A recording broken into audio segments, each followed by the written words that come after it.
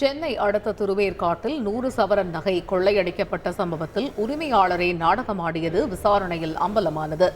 அயனம்பாக்கம் பகுதியைச் சேர்ந்த ஜனார்தனன் என்பவரது வீட்டில் 2 தினங்களுக்கு முன் 100 சவரன் நகை கொள்ளையடிக்கப்பட்டதாக போலீசில் புகார் அளிக்கப்பட்டது. சிசிடிவியை ஆராய்ந்தபோது ஒரு நபர் கள்ளச்சாவி போட்டு கதவை திறந்து நகையை கொள்ளையடித்தது தெரியவந்தது. 3 தனிப்படை அமைத்து விசாரணை நடைபெற்ற நிலையில் உரிமையாளர் ஜனார்தனன் மீது போலீசாருக்கு சந்தேகம் ஏற்பட்டது. அவரிடம் விசாரணை நடத்தியதில் பரபரப்பு தகவல் வெளியானது. மனைவி கோகிலாவின் நகையை அடமானம் வைத்து ஆன்லைன் சூதாட்டத்தில் ஈடுபட்டு 40 சவரன் இழந்து விட்டதாகவும், இதனால் தனது மனைவியிடம் இருந்து தப்பிப்பதற்காக உறவினர் தியாகராஜனை வைத்து 100 சவரன் நகையை கொள்ளையடித்ததாக நாடகமாடியதாக ஒப்புக்கொண்டார். இதனையடுத்து இருவரிடம் போலீசார் விசாரணை நடத்தி வருகின்றனர்.